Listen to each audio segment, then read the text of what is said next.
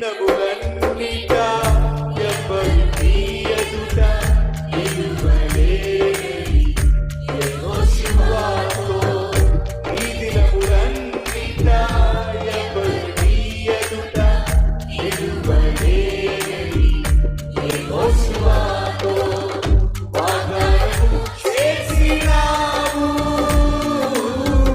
వాగ్దానములో చేసినావు వాగ్దానము చేసినావు వాగ్దానములో చేసినావు అందరూ కలిసి సర్వోన్నతుడా నీవే నాకు ఆశ్రయదుర్గము సర్వోన్నతుడా నీవే నాకు ఆశ్రయదుర్గము ఎవరు లేరు ఎవరు లేరు నాకు ఇలలో ఎవరు లేరు నాకు ఇలలో ఆదరణ నీవేగా ఆనందము నీవేగా కూర్చోగలిగా ఆదరణ నీవేగా ఆనందము నీవేగా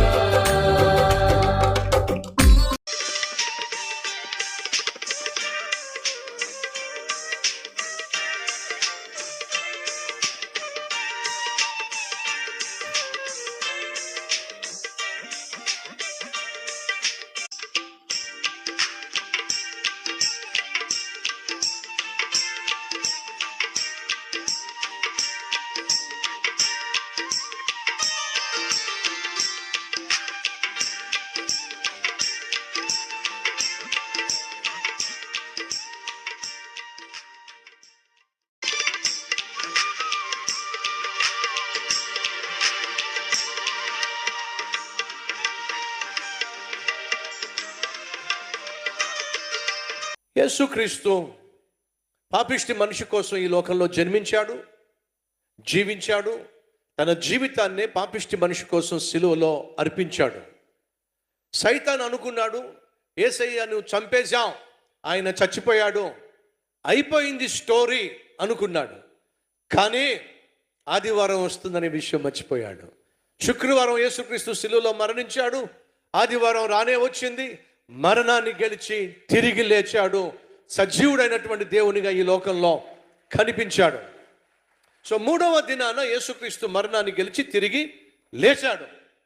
లేచిన తరువాత 40 దినాలు ఆయన భూమి మీదే ఉండి అనేక మందికి కనిపించాడు.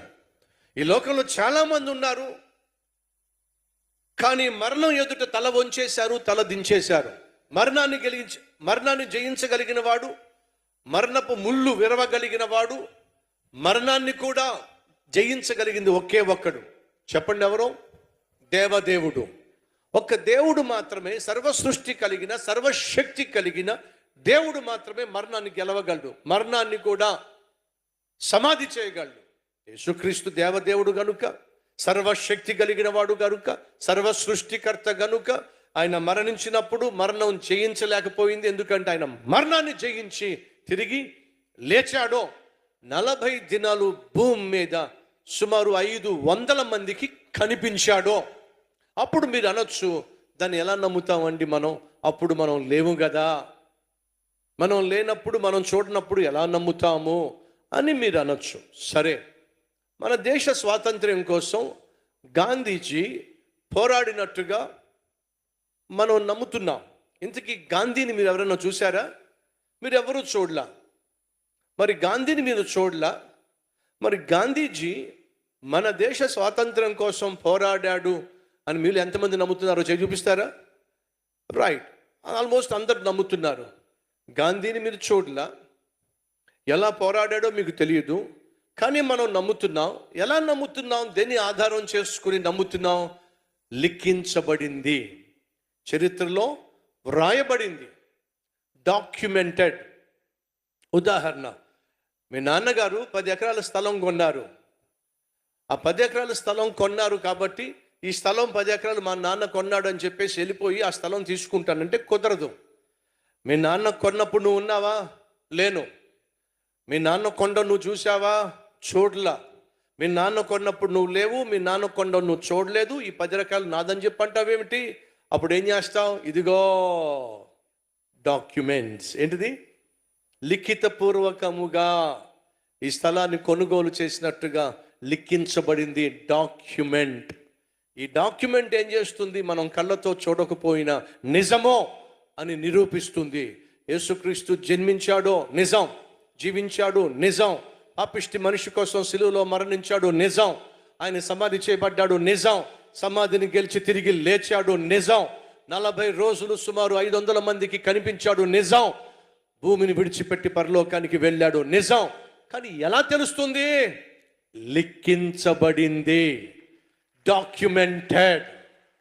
చరిత్రలో లిఖించబడింది కాబట్టి, లిఖించబడిన దానిని మనం విశ్వసిస్తాం కాబట్టి బైబిల్లో స్పష్టంగా ఉంది, ఆయన మరణించి మరణాన్ని గెలిచి తిరిగి లేచి 40 దినాలు అనేక మందికి కనిపించాడు.